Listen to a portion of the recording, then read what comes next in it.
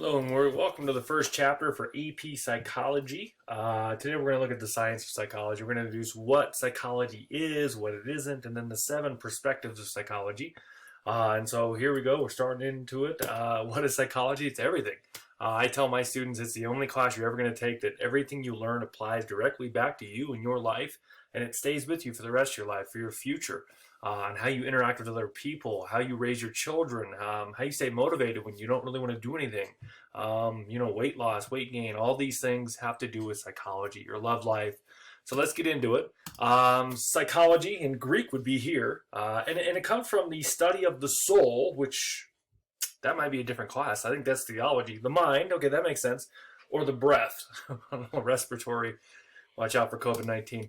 Aristotle, here in the statue, used the term psyche for the essence of life. It is a study of the essence of life. That's big stuff. That's a big, big deal. It's actually one of the newer sciences in terms of, science. And this is a big thing, that it's science, even though it's not recognized by the scientific community. We'll get into that. It's a discipline concerned with the behavior, mental processes, and how they're affected by the organism's physical state, mental state, and external environment. That's our book definition. Ugh, that's too much. To simplify, it's the science of behavior and mental processes, or mental processes. So it's the science. It's looking at data. It's looking at empirical findings of behavior, something you can outwardly measure, and mental processes, which is hard to measure. This is difficult to understand what's going on. This is what holds psychology back from being like chemistry or physics or other things like that. You can take the Greek letter psi, and use this as a symbol to show you what psychology is. The middle pillar is the science of behavior and mental processes, so it's a little bit of both. So what is it not? It's not pop psych. It's not self-help books, which is like a gazillion, couple $1 billion a year industry in this country. It's not talk shows. It's not Dr. Phil making psychologists lose all credibility since 2000. It's not just some dude going, you're ugly, you're dumb, you're high, your teeth have delusions, you need to go to the ranch. I've never watched Dr. Phil. I don't know if that's accurate or not. It's not psychobabble or pseudoscience or quackery like, what your grandma posts on Facebook about how kids used to be different because they worked and they had chores and they slaved, and that's what's wrong with kids these days. That is not psychology. It is not quick fixes to life's problems. They don't exist. You know what we need to do? We all need to bring back the belt. Let's whip everyone with the belt. Nope. Going a little further, a little more heavy. Reliving your birth doesn't solve current unhappiness. Rebirthing technique, which is a controversial therapy that was actually killed someone in Colorado in the 1990s. It is also vastly different than graphology, fortune telling, numerology, astrology. The stars being when you were born has nothing to do with your personality and who you are and what's going to happen in your day. If you're reading your horoscope, stop. You're an American. Maybe I shouldn't say that, but it doesn't affect you. 200 million people would have the same day as you if that was true. 1/3 of Americans and 1/2 of Canadians believe in astrology.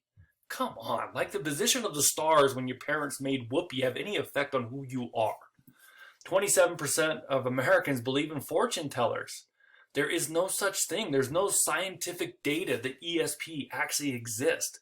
I know people are like, well, I know this guy and he knew it. Taylor Swift said, I knew you were trouble when you walked in. They're all vague. They're all meaningless. Here's your horoscope for today. You're going to be faced with a challenge.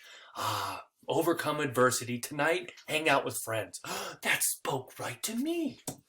Psychology is based on rigorous research. It's on empirical evidence, not anecdotal. Well, my son, he did this. So, that means this whole psychology thing's weird. It's data. It's based on science. They use the scientific method.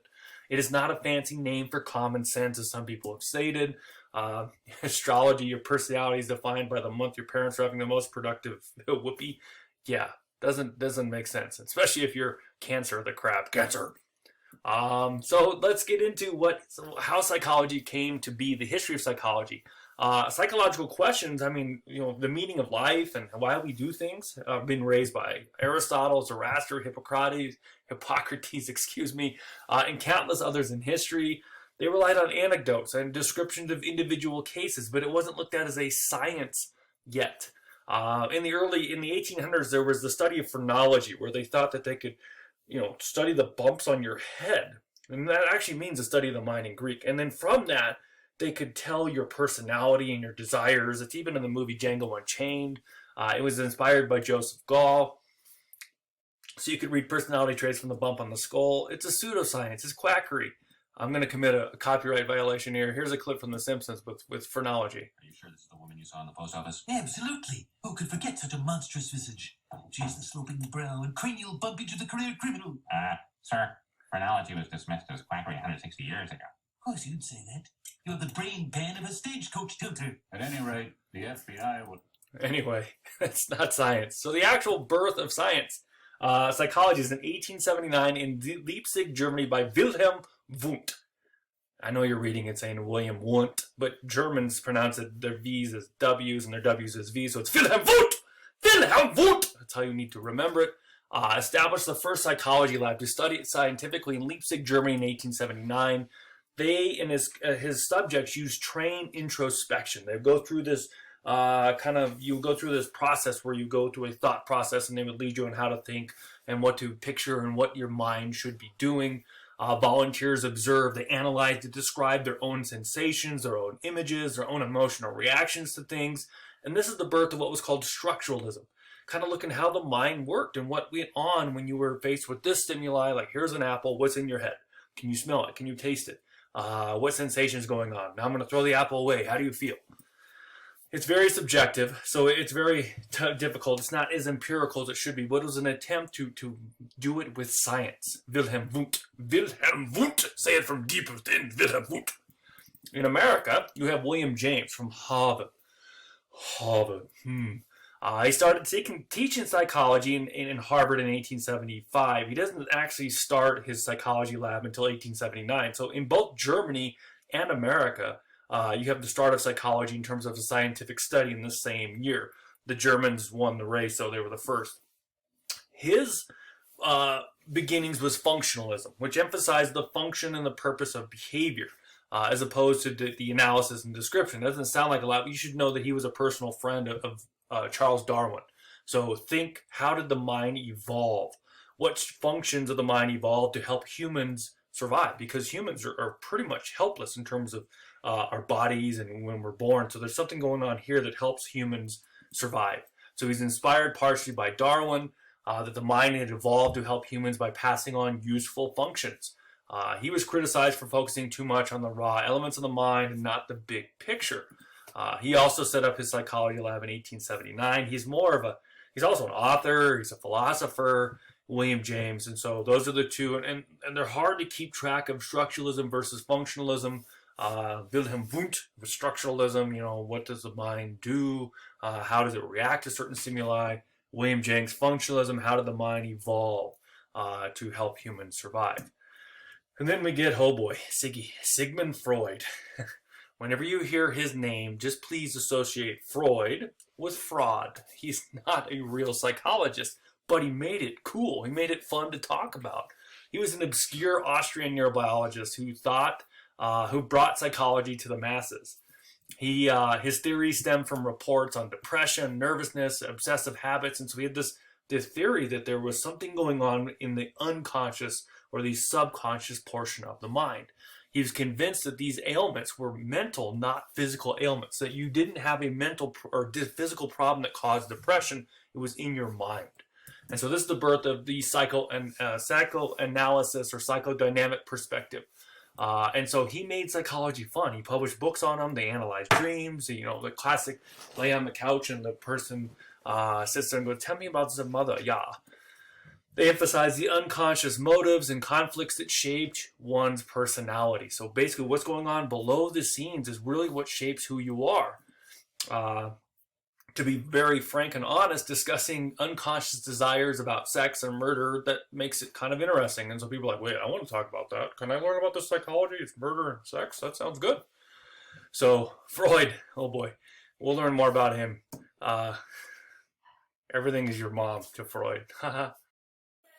We're adding a couple additions to the history of psychology here. And yes, your eyes aren't deceiving you. I'm in a different shirt and it's Breaking Bad. So we left off on your mom.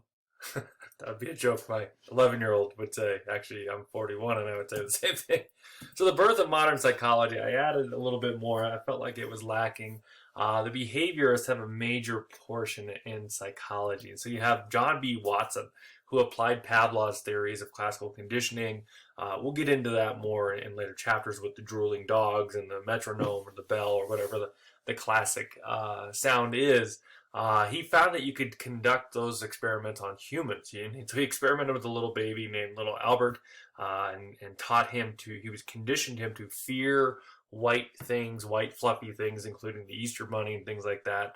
He also did counter conditioning. And then later, B.F. Skinner, who's you're going to know in this class, in my class, as the hot one from former students who think even though he looks like an alien, he's attractive for some reason. He explored operant conditioning, so looking at reinforcements, positive, negative reinforcements, and then positive and negative punishment. They believed that they were the true scientific branch of psychology because behavior was observable, therefore it's more scientific. Nothing in the mind can be proven to this point of what's going on. They know things are going on, they can actually do brain scans and see that there are things firing, but it's like being outside of a stadium and listening to the crowd roar, and you know something happened, but you don't know what happened. And so this is the scientific study of observable behavior, and that's from that second branch of psychology, the study of behavior, the first one, and mental processes came to be. And so then the modern psychologists in the 1960s, they kind of revolted against the idea of behavioralism, the idea of psychodynamic or psychoanalytic, the Freudian, subconscious, and you have humanistic psychology, which developed in the 1960s. Carl Rogers, pictured here, and Abraham Maslow really taught the power of positive thinking, that if you believe in yourself, you can do great things. And then also in that same decade, you have the cognitive revolution, where cognitive neuroscience, which is an interdisciplinary field, brought back things to the mind, and it developed and basically it focused on the mental process, on thoughts, on feelings, and what's going on, and the neurobiology of how it happens, the chemicals in the brain and all those things, and neurons firing.